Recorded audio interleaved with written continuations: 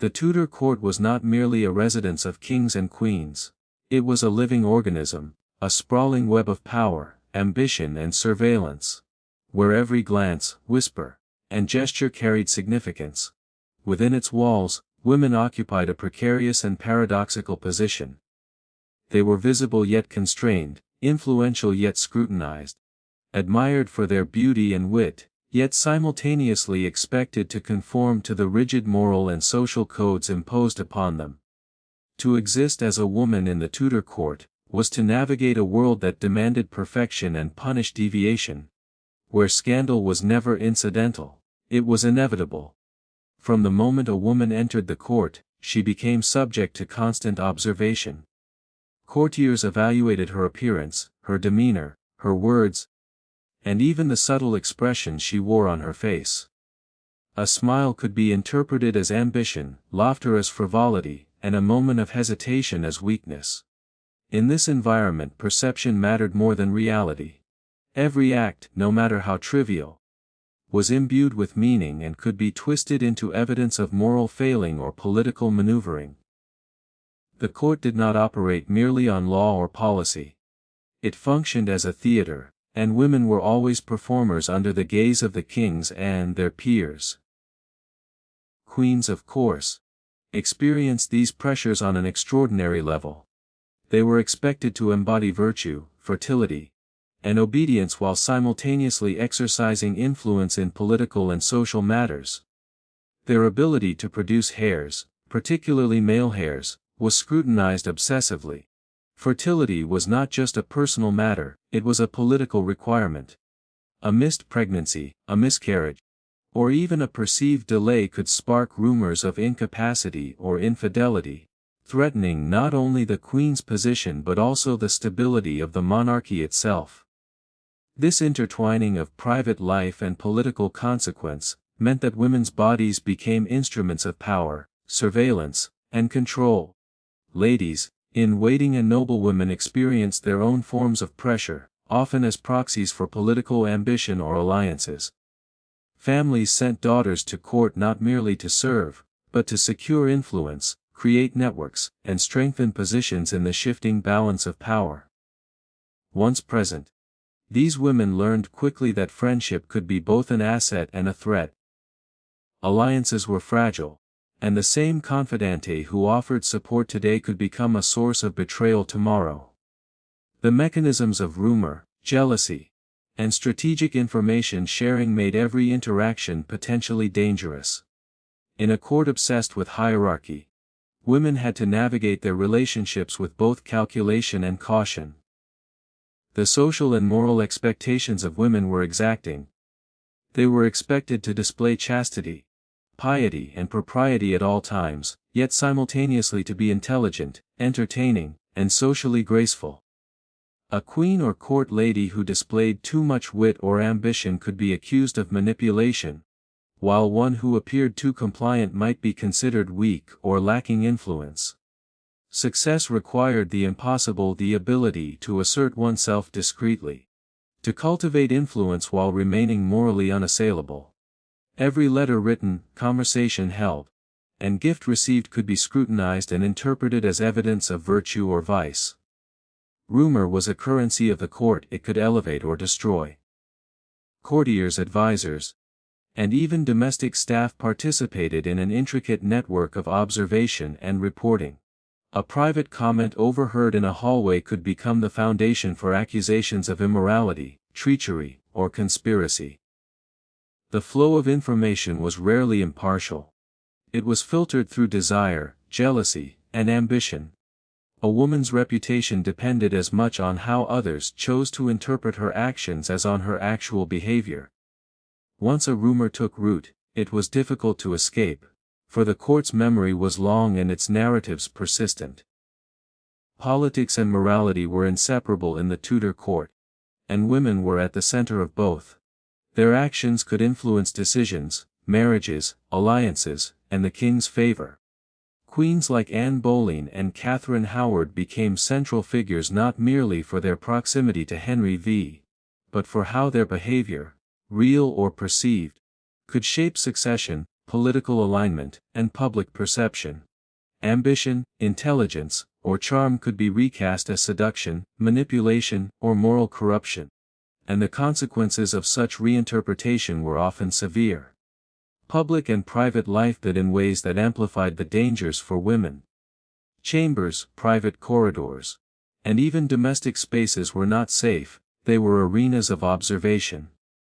Letters could be intercepted, servants bribed or coerced to report. And intimate moments turned into evidence of transgression. Privacy was a rare commodity, and the lack of it made women extraordinarily vulnerable. Their reputations were continually at risk, and survival required mastery of both social performance and strategic restraint. The fear of scandal permeated every aspect of courtly existence. Women understood that a single misstep, or moment of imprudence could be exaggerated into a permanent stain on their character. Public opinion, rumor, and chroniclers' accounts could define them more effectively than any deed or virtue.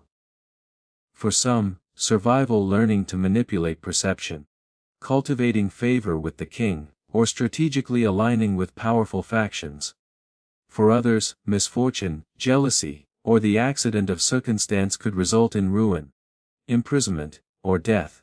Yet amid this precarious environment, women found ways to exercise agency. They learned the subtle ins of influence, using intelligence, charm, and emotional acuity to navigate the court's dangerous waters. Friendships were both shields and weapons, loyalty was currency, and discretion was essential.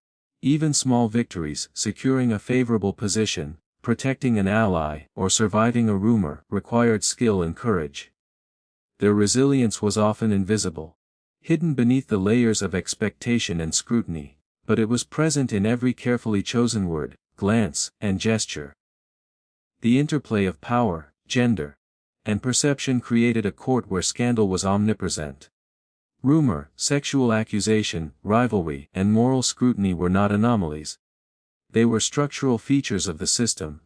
Women's lives were constantly politicized, their beauty, wit, fertility, and social connections were all simultaneously assets and vulnerabilities.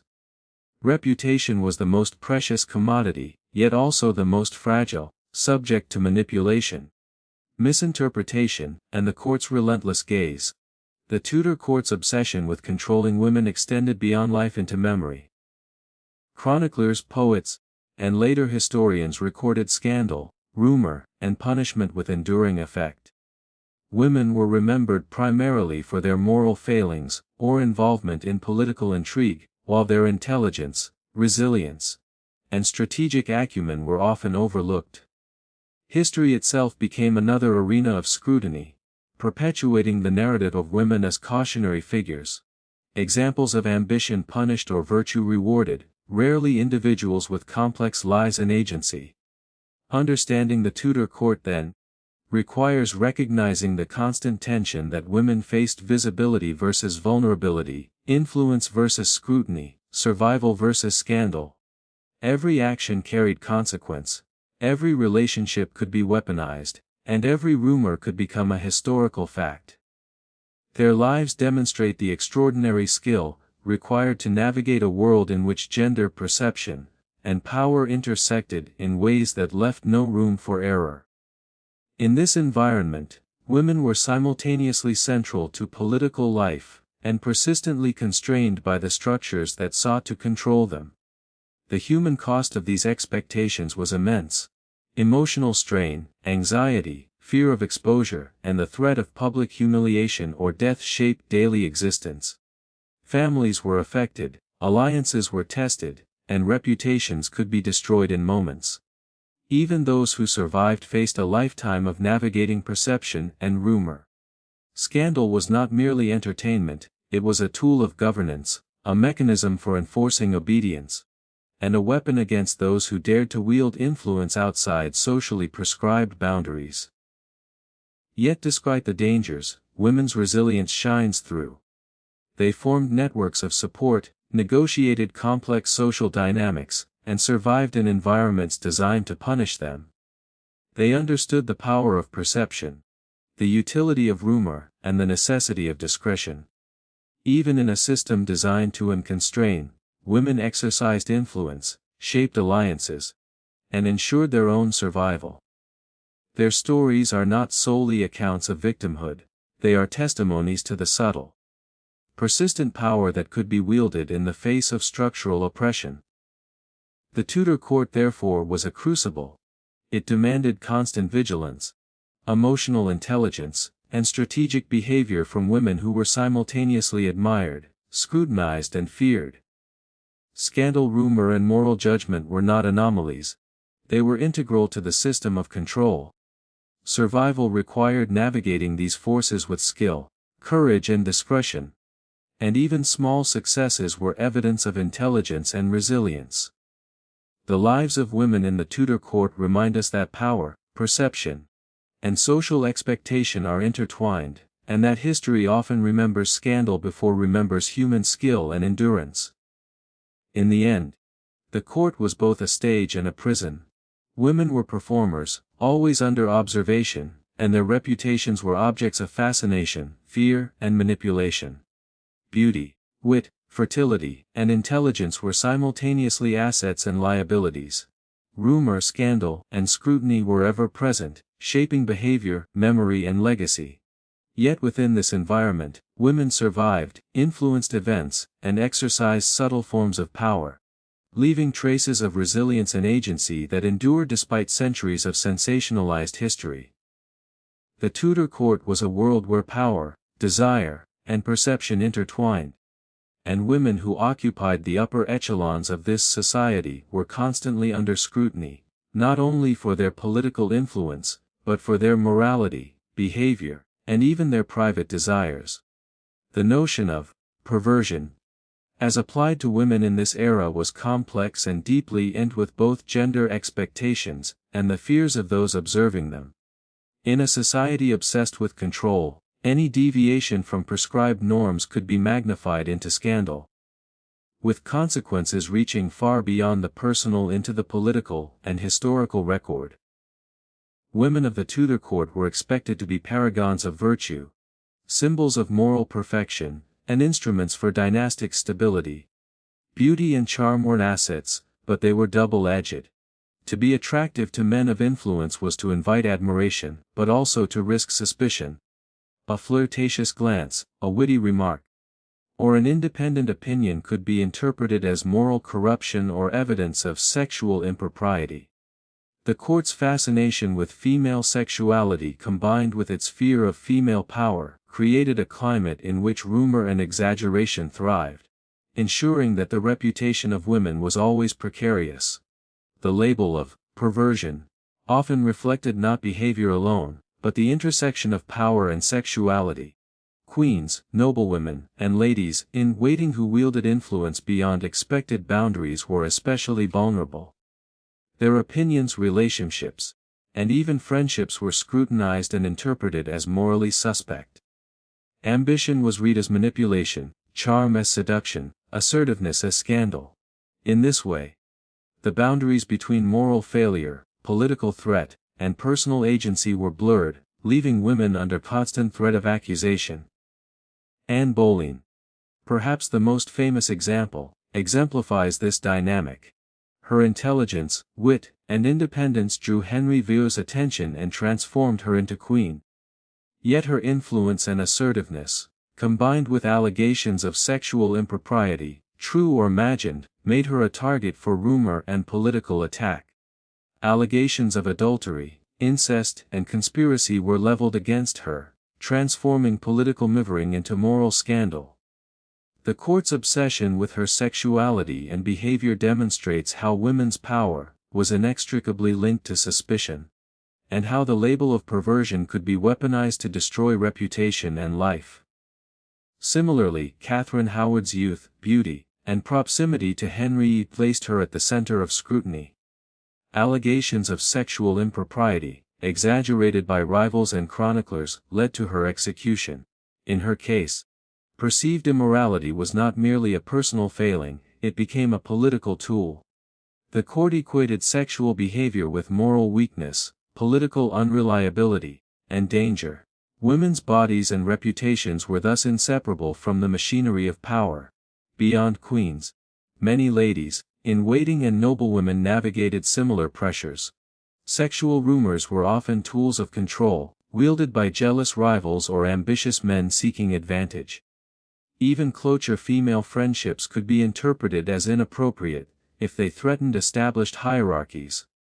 The boundary between scandal and truth was almost always in favor of exaggeration, ensuring that women's reputations remained vulnerable to manipulation. In this way, accusations of perversion reflected social anxieties about female influence as much as actual behavior. These accusations were compounded by the role of gossip and rumor. The Tudor court was a hotbed of observation and speculation. Every glance, gesture, and word could be interpreted, and every private interaction had the potential to be recorded or recounted in a distorted form. Letters, anecdotes, and overheard conversations became evidence in the court's moral and political economy. Women's reputations were therefore both fragile and performative, dependent on both behavior and perception. Survival required careful management of appearances, relationships, and alliances. The social consequences of being labeled perverted were severe. Women could face public humiliation, loss of position, imprisonment, or even execution. Allegations of sexual impropriety were not merely matters of personal shame, they had real political consequences. A queen's perceived immorality could destabilize dynastic succession, provoke factionism, or justify removal from power. Lesser noblewomen could be exiled, dismissed from service, or have their families' fortunes jeopardized. In this environment, rumor was a tool, weapon, and sword of justice, wielded by those in power to enforce hierarchy and morality simultaneously. Fear and suspicion also shaped women's behavior. They were forced to navigate a world in which sexual expression, friendship, and ambition could all be interpreted as scandal. Emotional restraint, careful diplomacy, and strategic alliances became survival skills. Friendships had to be discreet, letters had to be carefully worded, even gestures of kindness could be misinterpreted. The psychological burden of constant surveillance and potential accusation was immense, and women learned early that power and visibility were inseparable from risk. The accusation of perversion was not always grounded in reality. Chroniclers, poets, and political rivals often exaggerated minor incidents into evidence of moral corruption. Actions as simple as a private meeting, a playful joke, or a late-night conversation could be framed as evidence of sexual misbehavior. Historical records thus present a distorted view, emphasizing scandal while minimizing resilience, intelligence, or strategy. What survives is often not the truth of women's lives, but the court's preferred narrative. Despite this, women demonstrated extraordinary skill in navigating these dangers. They learned to exercise influence subtly, to turn charm into strategy, and to manipulate perception without overly transgressing boundaries. The line between survival and scandal was fine, and the successful courtier had to master it completely. Letters reveal careful negotiations, strategic friendships, and calculated alliances, all designed to maintain favor and protect reputation. Their intelligence and resilience, while often invisible to history, were critical to their survival.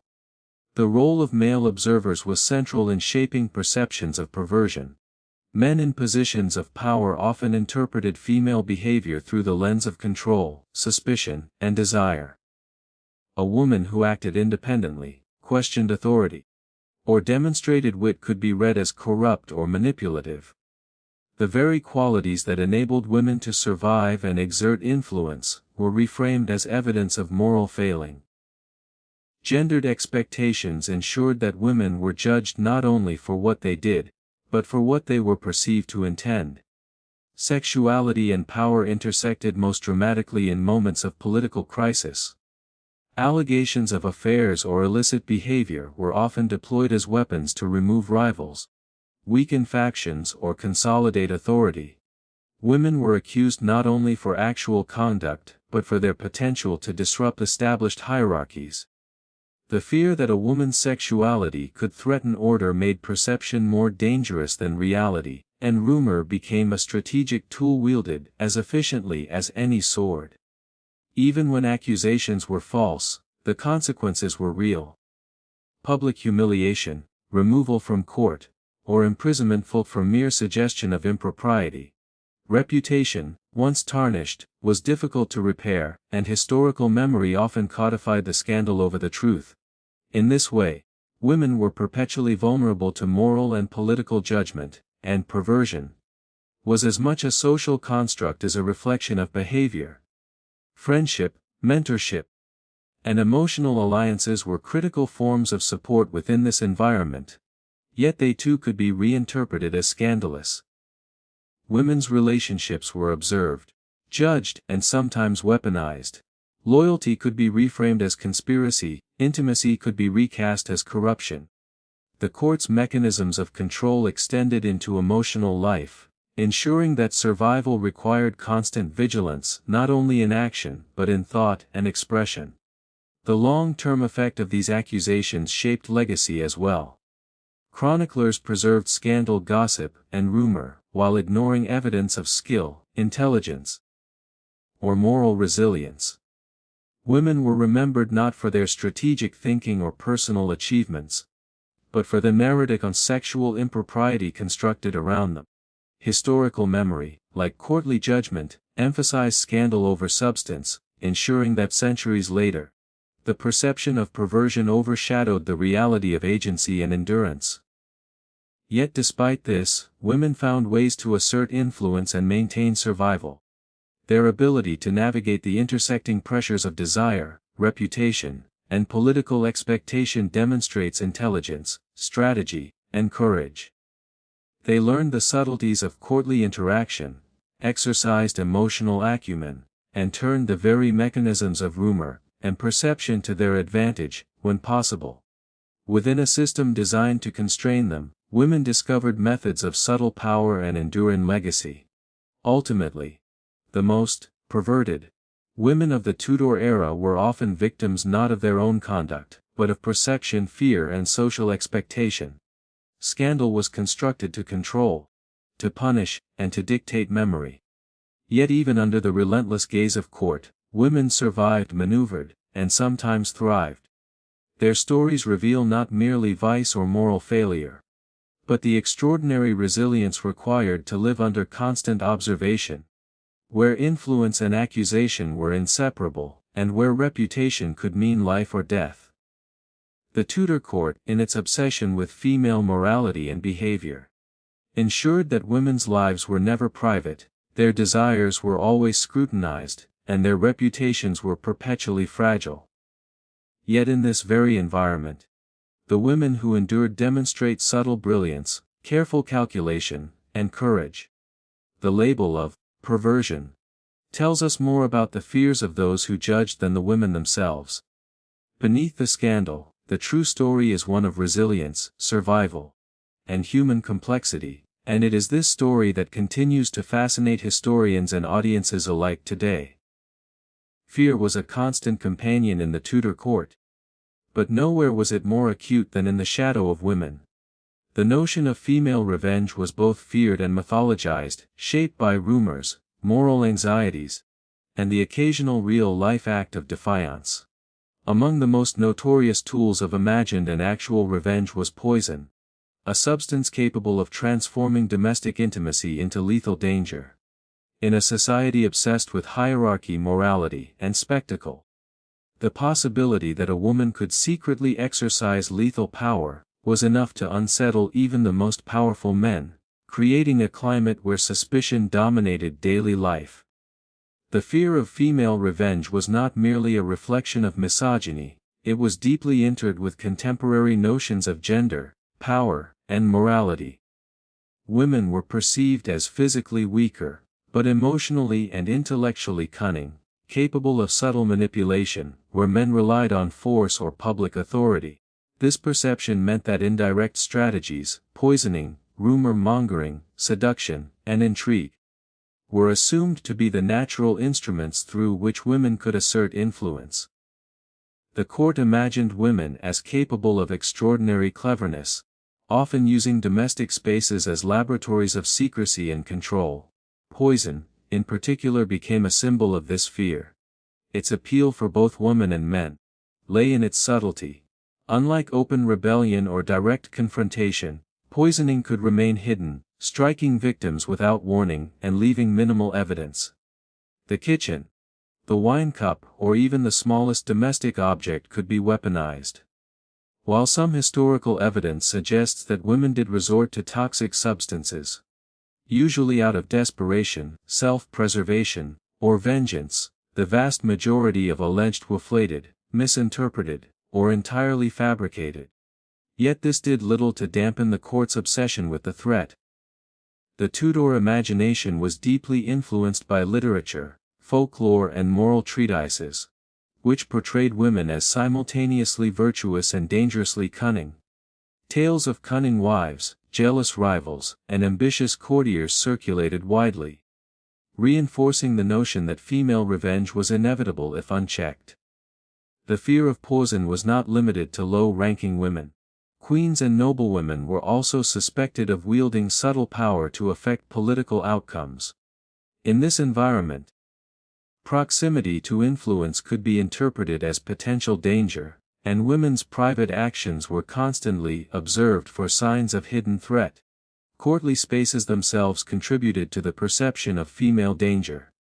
Domestic quarters, the kitchen, private chambers, and servant areas were imagined as arenas where women could manipulate, observe, and act with discretion. The very skills that allowed women to manage households and relationships were reframed as evidence of cunning and possible malevolence.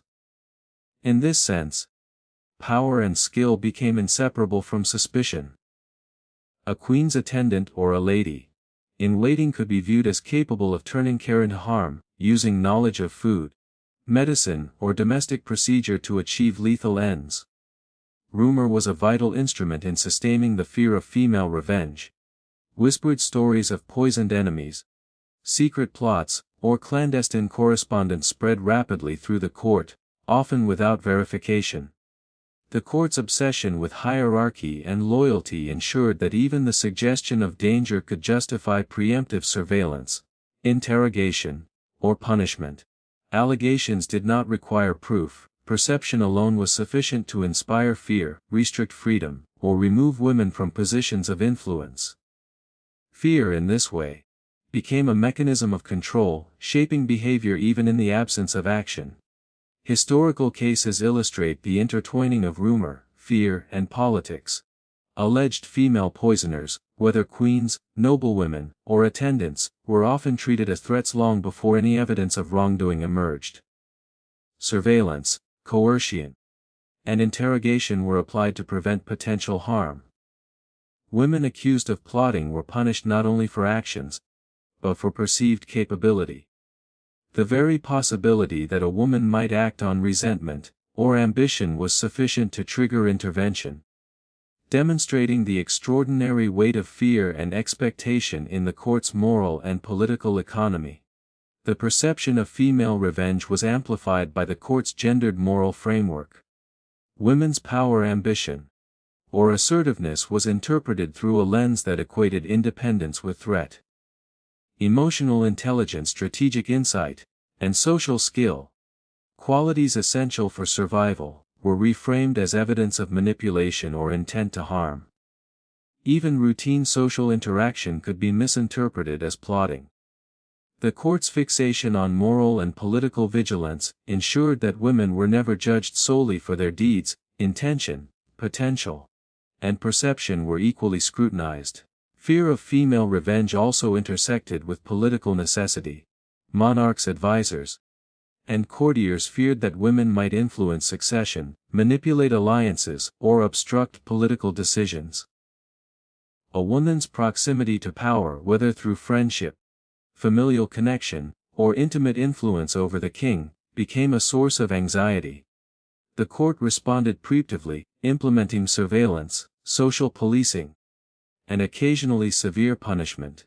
In this way, suspicion itself became a tool to enforce compliance, constraining behavior even when no wrongdoing had occurred. The psychological burden on women was immense. Constant vigilance, strategic communication, and careful management of relationships were required to navigate the court safely. Emotional restraint became a form of survival. A misplaced gesture, a private comment, or a minor act of defiance could be construed as evidence of plotting. Women learned to read the court's gaze constantly, calibrating every action to avoid misinterpretation. Anxiety, fear, and self-monitoring were daily realities, shaping not only behavior but thought and expression. Even when women were innocent, survival often required embracing subtle forms of manipulation and influence. They developed strategies to protect themselves and assert agency without drawing suspicion. Letters, alliances, and carefully managed interactions became instruments of self-preservation. Subtlety and discretion were vital, demonstrating that female agency in the Tudor court was often invisible, yet highly effective. The very skills that enabled women to survive could be reframed as evidence of cunning or threat, creating a paradox in which success required both action and concealment. The fear of female revenge also served as a warning to others. Observing the consequences faced by women accused of plotting, whether real or imagined, reinforced lessons about obedience, caution, and propriety. Women became instruments of social instruction, with the punishment of one acting as a deterrent for many. The cycle of suspicion, rumor, and potential retribution ensured that women's behavior was regulated continuously, with consequences both immediate and symbolic. Courtly intrigue, rivalry, and jealousy often intensified these fears. Women competed for attention, favor, and influence, and these rivalries could be interpreted as conspiratorial. Even private disagreements or missteps could be transformed into evidence of malicious intent. The social fabric of the court was dense with observation and judgment, ensuring that perception often mattered as much as fact. Scandal and rumor were as potent as law, reinforcing both fear and control. Punishment for suspected female plotting was frequently disproportionate. Women accused of poisoning or plotting could face imprisonment, exile, or execution. Unlike men, whose transgressions were sometimes excused or mitigated, women bore the full weight of suspicion and societal expectation. The court conflated capacity with guilt, presuming that a woman with motive or opportunity would act, thus justifying preemptive measures. This created a climate in which fear governed both behavior and survival. Ultimately, the fear of female revenge was more than a reflection of societal anxiety. It was a structural mechanism of control. By framing women as potential threats, the court could regulate behavior, maintain hierarchy, and enforce moral norms. Rumor, surveillance, and public punishment became intertwined with gender, power, and social expectation, creating an environment in which women's agency was constrained by both reality and perception. Yet within these constraints, women exhibited extraordinary skill, intelligence, and resilience. They navigated fear, rumor, and observation with subtlety, forming alliances, negotiating influence, and surviving in an environment designed to monitor and constrain them. Their agency was often invisible, but it was powerful. The very fears that threatened them became arenas in which they exercised strategy, diplomacy, and social mastery.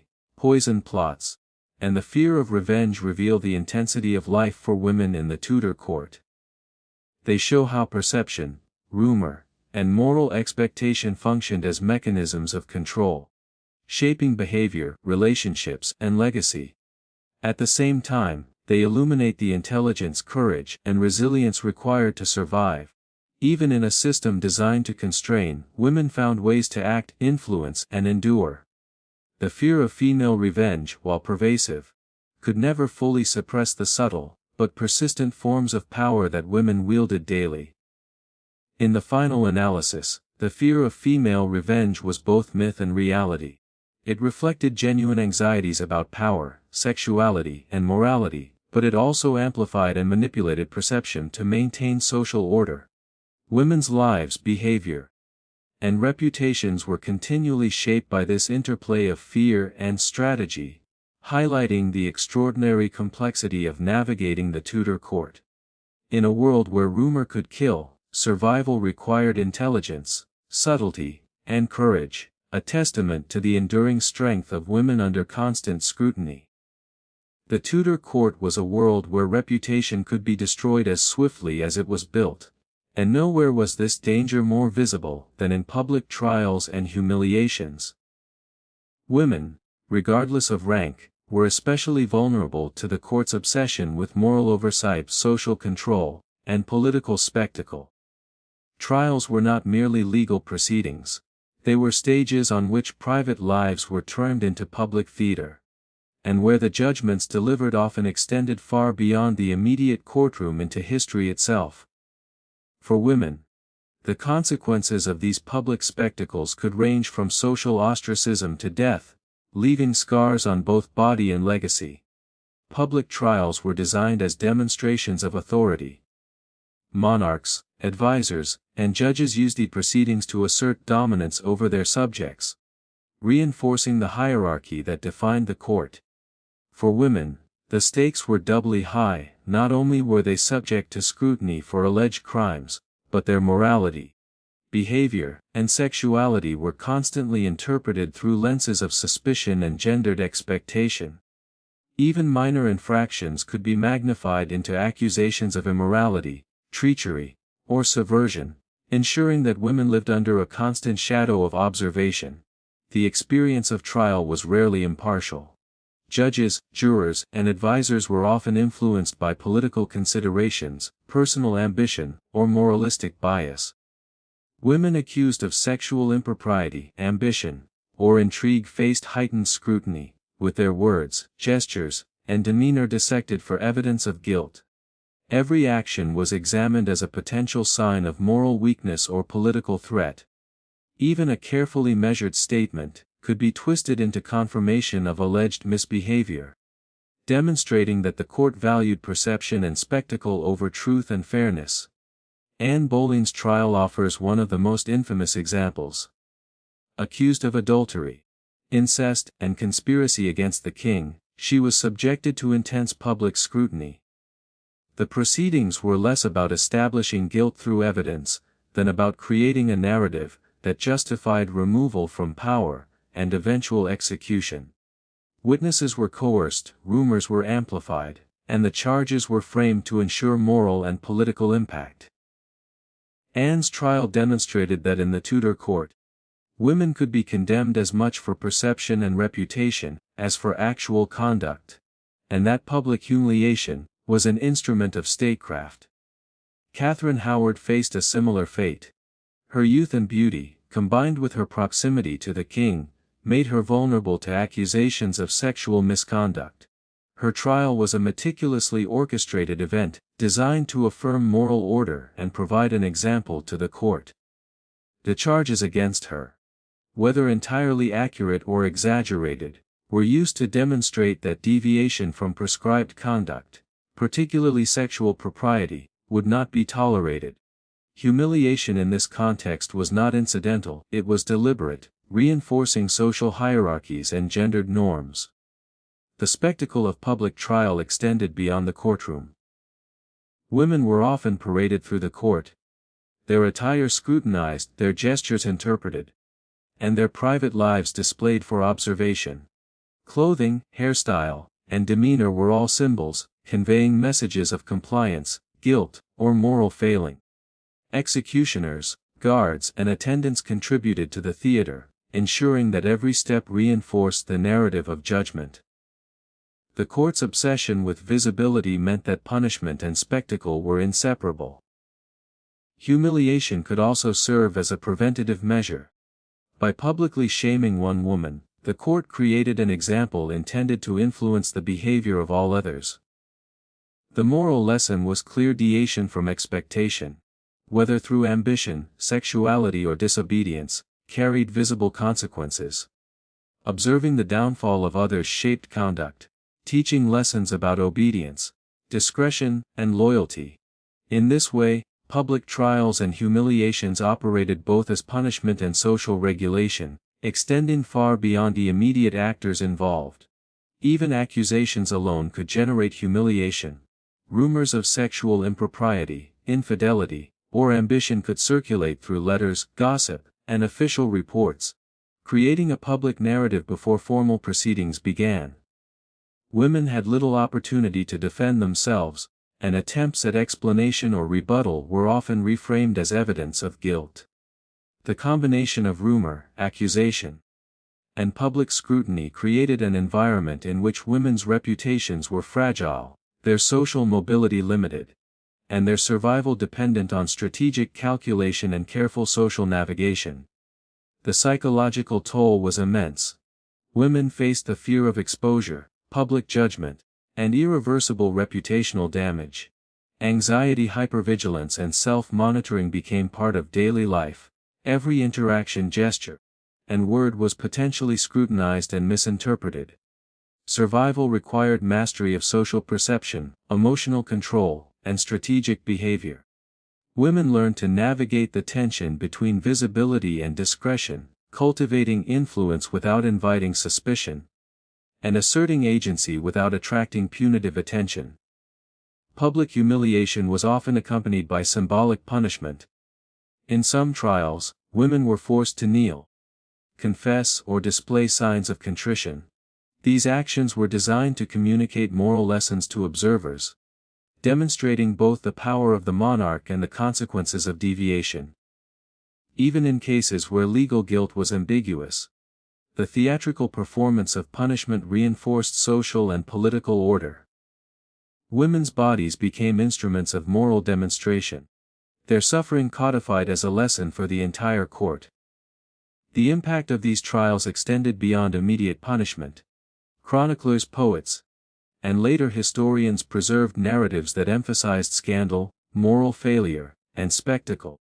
Women's reputations were thus shaped not only by contemporary judgment, but by the enduring record of public humiliation. The stories that survived history often highlight scandal over skill, moral failure over intelligence, and spectacle over agency. This selective preservation ensured that women were remembered primarily through the moral and social transgression, while their resilience, strategy, and intelligence were often obscured. Yet despite the dangers, women developed strategies to navigate trials and public scrutiny. Alliances, discretion, and strategic communication became vital tools. Knowledge of courtly politics, timing, and social dynamics allowed some women to mitigate damage, maintain influence, or even survive accusations. Their survival required not only intelligence and foresight, but emotional acumen, the ability to perform contrition, confidence, or humility as needed to manage perception. In this way, women exercised agency within a system designed to constrain and punish them. Rivalry and jealousy often fueled accusations and public trials. Women's relationships, ambitions, and even friendships could be weaponized against them.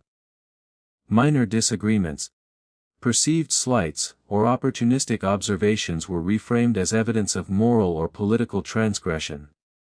In this environment, social maneuvering was essential. Women had to anticipate threats, interpret courtly behavior, and respond with strategic subtlety to preserve both life and reputation. The legal process itself was rarely protective.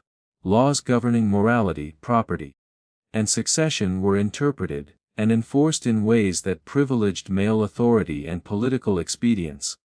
Women accused of misconduct were often denied fair representation, coerced into confession, or judged according to moral perception rather than evidence. Even those who were innocent faced lasting consequences: reputational damage, social exclusion, and vulnerability to future accusations.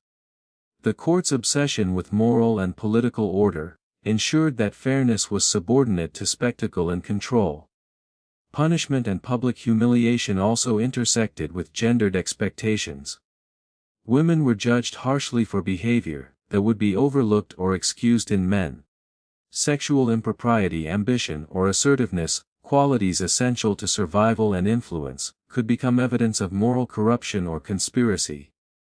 clothing, posture, and speech were all scrutinized, with deviations from expectation interpreted as evidence of guilt. The court's attention to appearance and behavior reinforced gender hierarchies, making conformity both a survival strategy and a social necessity.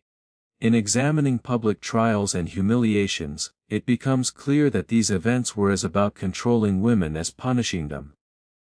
Fear of scandal, exposure, and moral censure constrained behavior, shaped alliances, and reinforced the power of the court. Women's actions were interpreted according to moralized narratives, and punishment was performed with both legal and theatrical intent. The court wielded spectacle as a tool, teaching lessons about obedience, virtue, and social order while simultaneously asserting authority over female agency. Yet even amid such danger, women exhibited subtle forms of resistance and resilience.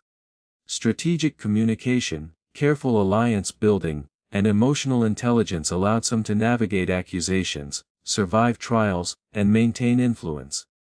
The very skills that the court interpreted as potentially dangerous, intelligence, wit, and perceptiveness, became instruments of survival. Public humiliation could not erase subtle agency, and even within a system designed to constrain women exercised influence, negotiated power, and preserved their reputations when possible. Public trials and humiliations reveal the intensity of life for women in the Tudor court. They demonstrate the intersection of morality, politics, and gender, and show how perception, rumor, and spectacle could govern behavior. They also highlight the extraordinary resilience and skill required to survive in an environment where every word, gesture, and glance was under scrutiny.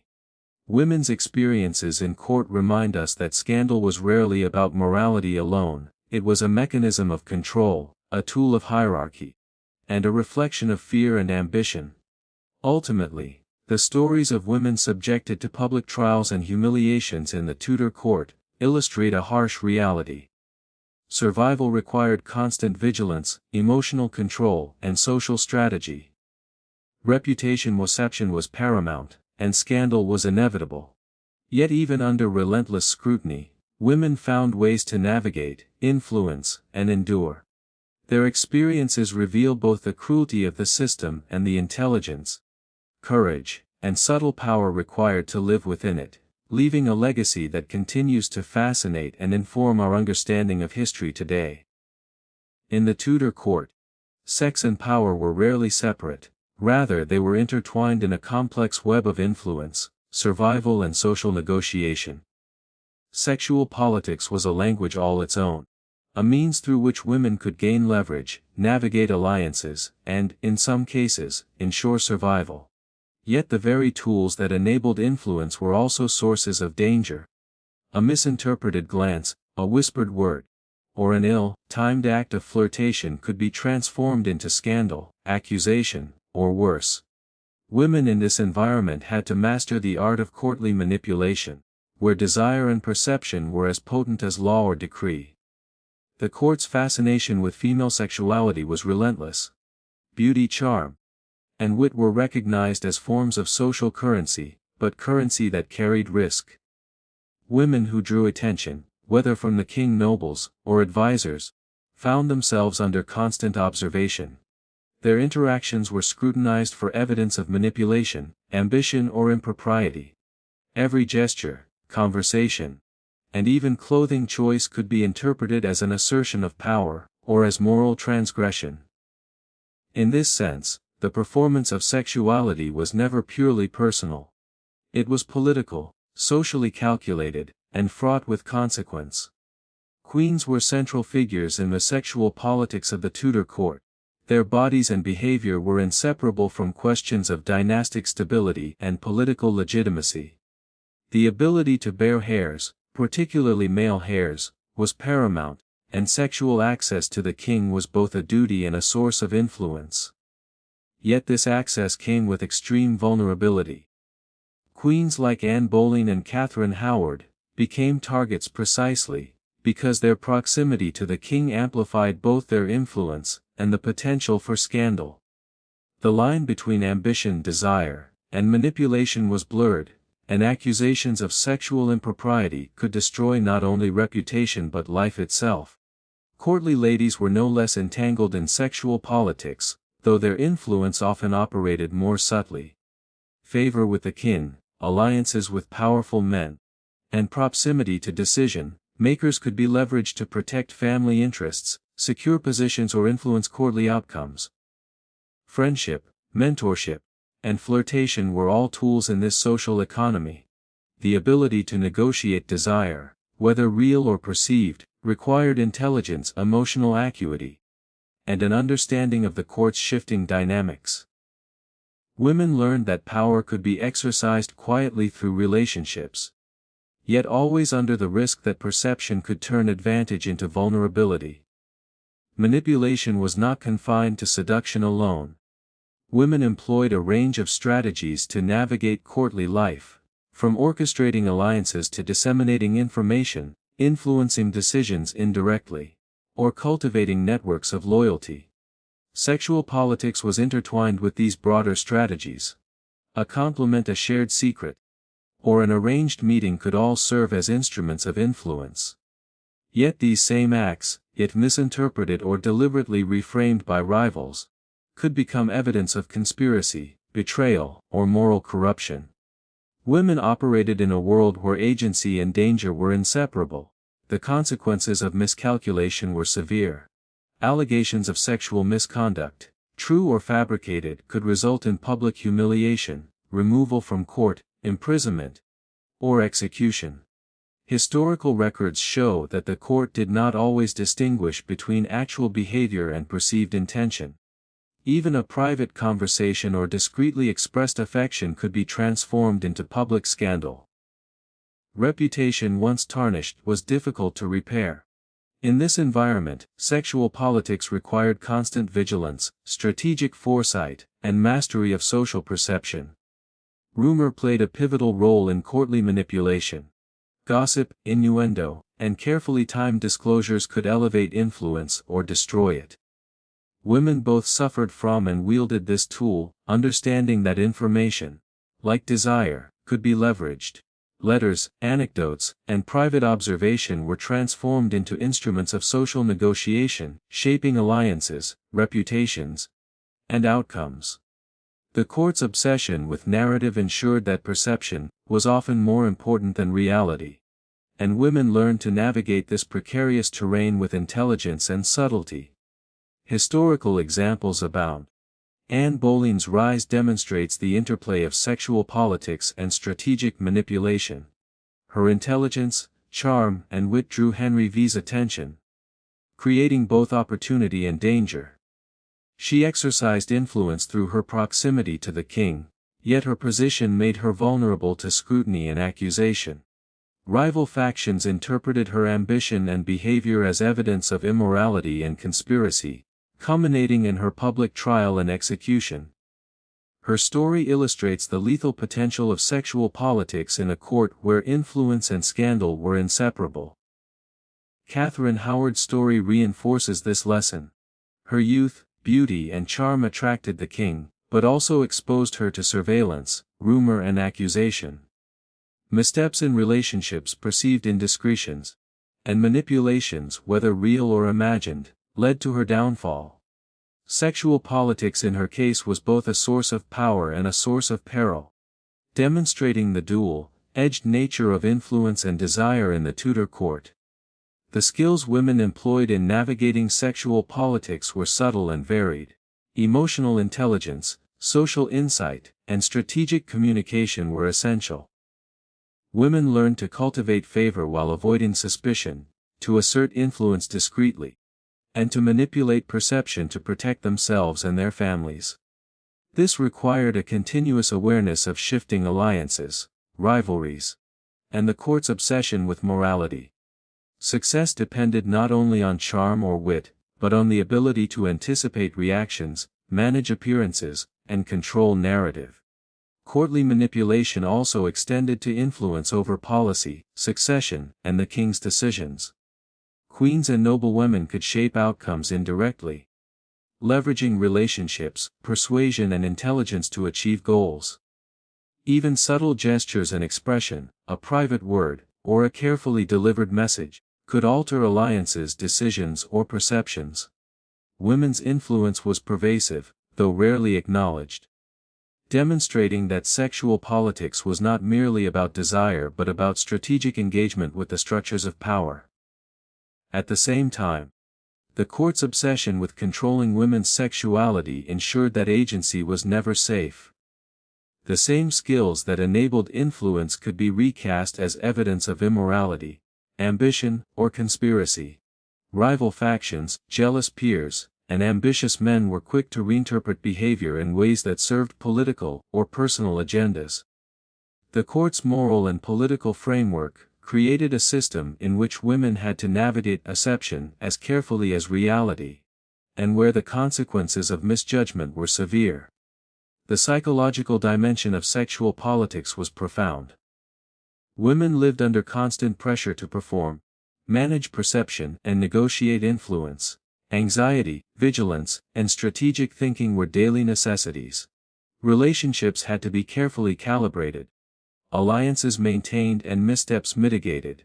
Survival required continuous awareness of the court's gaze, the shifting dynamics of power, and the potential for rumor and scandal to undermine reputation. Despite these dangers, women demonstrated remarkable resilience and intelligence. They navigated the complexities of sexual politics with subtlety, using charm, wit, and perception as instruments of agency. Their influence was often invisible but effective, shaping decisions, alliances, and outcomes without attracting overt attention. Even in an environment designed to constrain and punish, women exercised strategy, diplomacy, and survival skill, revealing the depth of intelligence required to thrive at court. Sexual politics in the Tudor court also highlights the gendered nature of power. Men were often able to act directly, while women had to operate indirectly, using influence, perception, and subtlety. This asymmetry required mastery of nuance, discretion, and social calculation. Women's success depended on understanding the limits of acceptable behavior, managing desire and perception, and leveraging relationships without triggering suspicion. The very constraints imposed on them became a framework for strategic action, demonstrating the paradoxical empowerment that could exist within restriction. Ultimately, sexual politics and courtly manipulation illustrate the intertwined nature of desire, power, and perception. Women were central actors in these dynamics, exercising agency in ways both visible and invisible, navigating risks and rewards with extraordinary skill. Yet the same environment that allowed influence also imposed constant danger, ensuring that reputation, survival, and legacy were perpetually at stake. The Tudor court demanded intelligence, emotional acuity, and strategic mastery, and the women who thrived within it provide enduring examples of subtle power and resilience. In conclusion, the sexual politics of the Tudor court reveal a society in which power, desire, and perception were inseparable.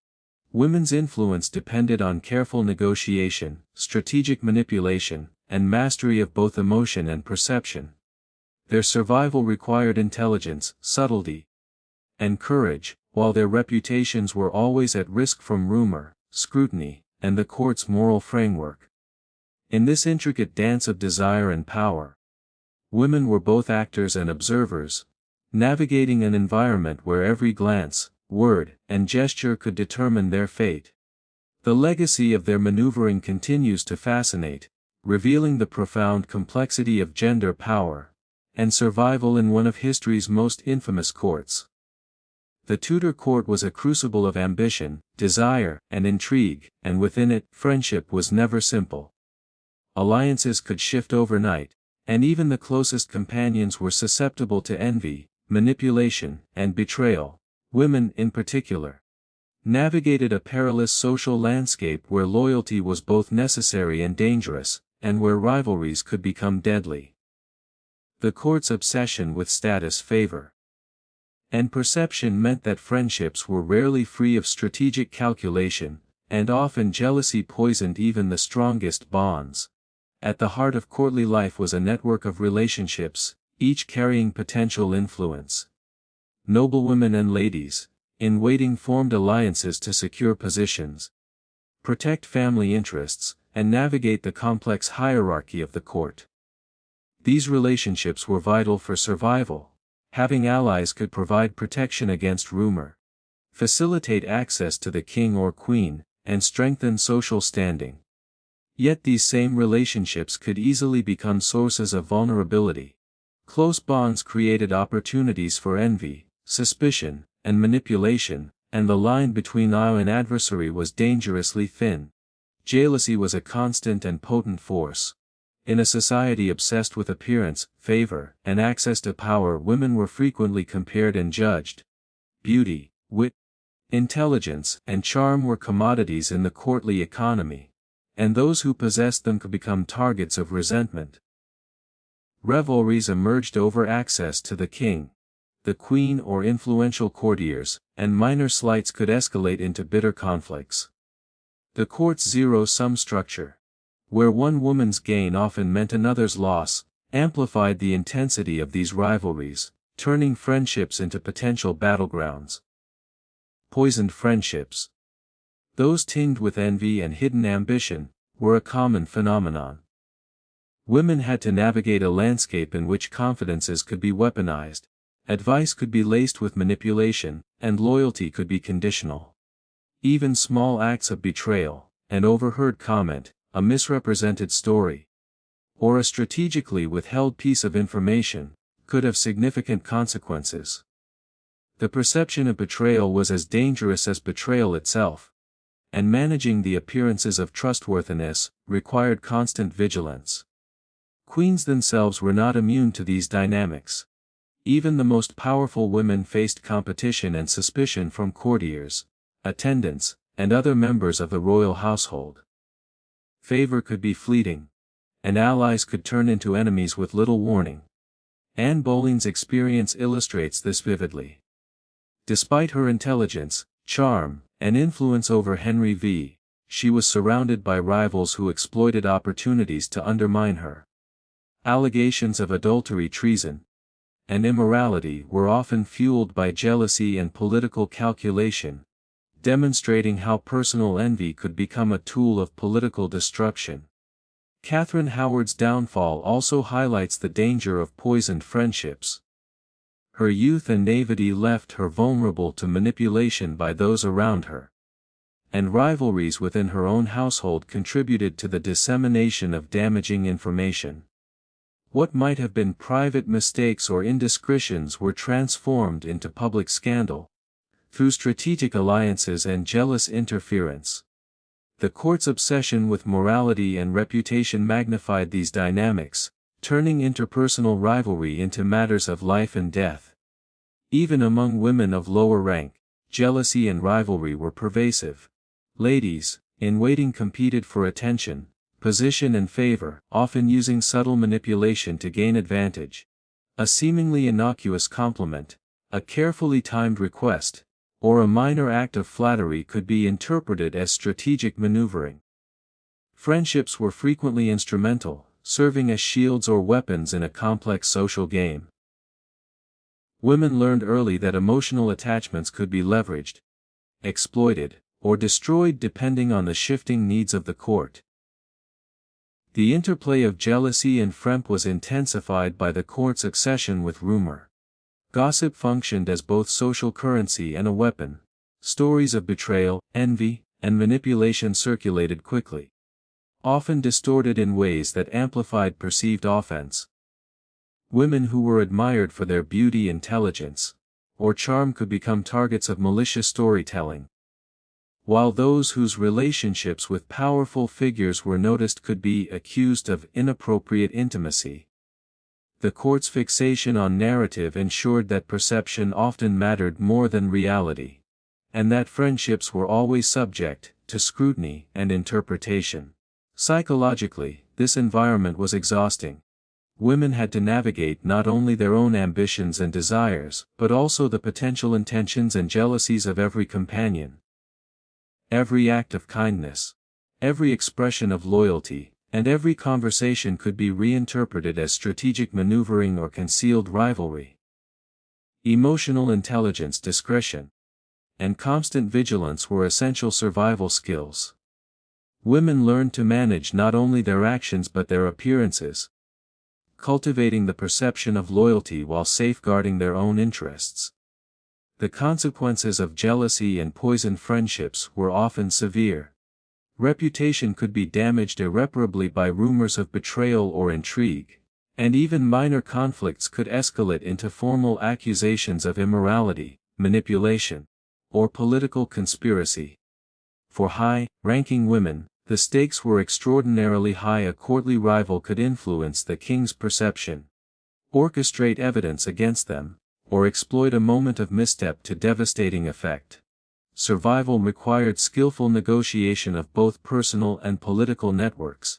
Poisoned friendships also intersected with sexual politics. Rivalries often emerged over access to male favor, particularly the king's attention. Women were acutely aware that influence over him could enhance their own security, that of their families, than their social position. Competition could manifest subtly through charm, insinuation, or influence over alliances. Even private interactions could be weaponized, and jealousy could translate directly into attempts to control narrative, manipulate perception, or discredit a rival. The court, in this sense, was both social and strategic, a complex web where friendships and rivalries were often inseparable. Historical evidence suggests that some women attempted to navigate these dynamics with extraordinary skill. They cultivated selective alliances, managed rumor carefully, and employed charm as a form of subtle power. Emotional acuity was critical, understanding when to trust, when to reveal, and when to conceal information could determine survival. Women who mastered these strategies were able to influence outcomes, maintain security, and even achieve lasting impact, despite the pervasive dangers of jealousy and competition. Yet, even the most skilled women were never entirely safe. Friendships that seemed secure could be undermined by shifting power dynamics, changing loyalties, or opportunistic rivals.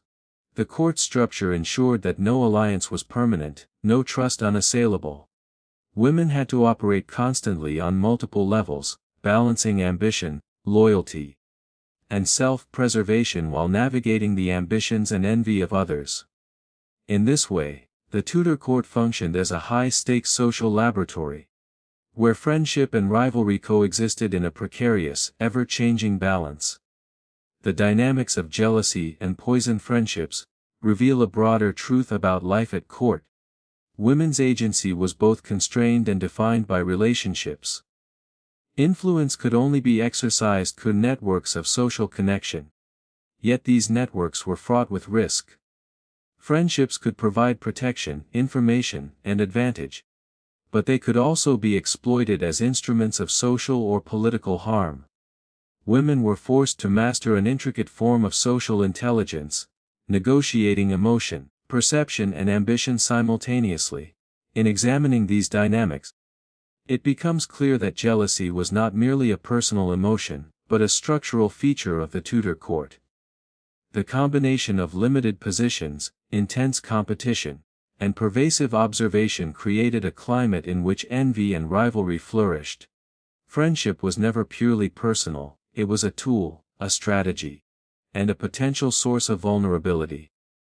Survival depended on understanding these dynamics, anticipating threats, and managing both perception and reality with skill.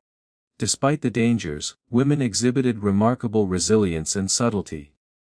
They navigated poisoned friendships with intelligence, turning potential threats into strategic opportunities, cultivating trust selectively, and leveraging alliances without overexposing themselves. Even in a court designed to constrain and punish, women exercised agency, maneuvered skillfully, and ensured their own survival. Their ability to navigate jealousy, rivalry, and social complexity demonstrates both courage and extraordinary emotional intelligence. Ultimately, the poisoned friendships of the Tudor court reveal the intersection of power, gender, and social perception. Women were central actors in these dynamics, negotiating alliances, rivalries, and reputations with skill and subtlety.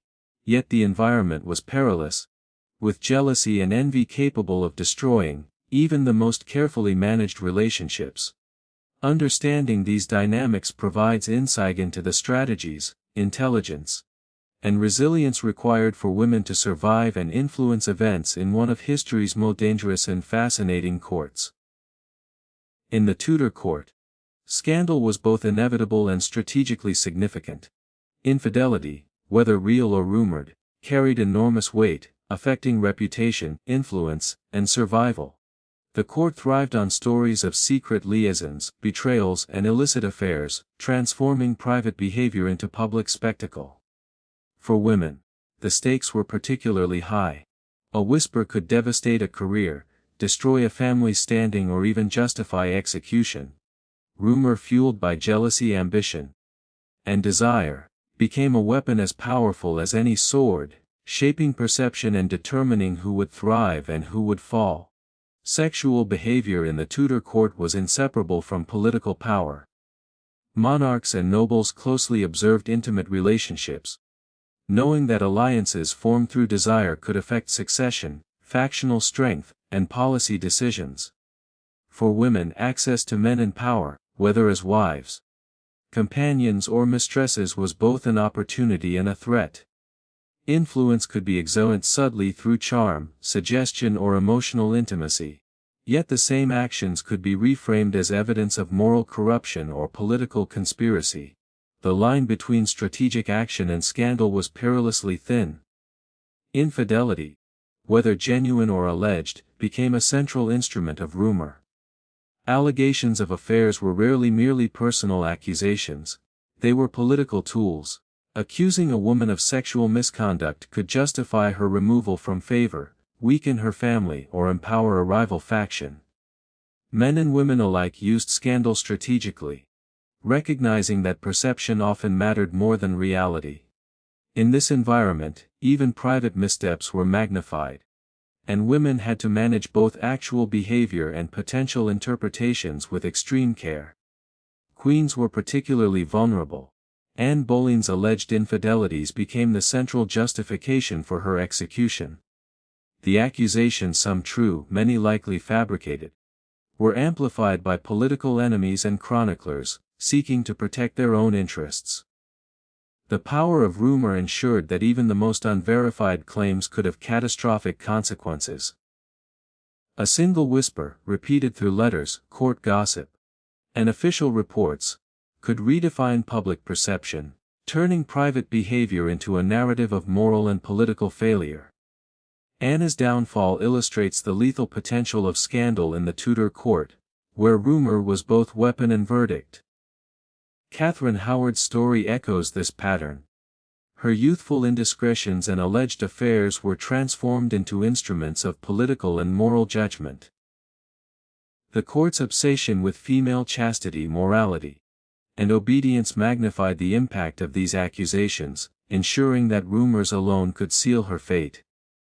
Public scandal became both punishment and social lesson, demonstrating the court's control over women's behavior and reinforcing social hierarchy. In Catherine's case, rumor operated as law, controlling perception and determining life or death. Even women of lesser rank could be ensnared by scandal. Ladies-in-waiting, noble daughters, and attendants often found themselves targets of gossip and innuendo, particularly if they exhibited beauty, intelligence, or ambition. Relationships with influential men, friendly associations, or private disagreements could be reframed as evidence of improper conduct. The pervasive surveillance of the court, combined with the eagerness of observers to speculate, ensured that women's private actions were rarely safe from public scrutiny. Survival required not only careful behavior, but also mastery of the court's social and perceptual rules.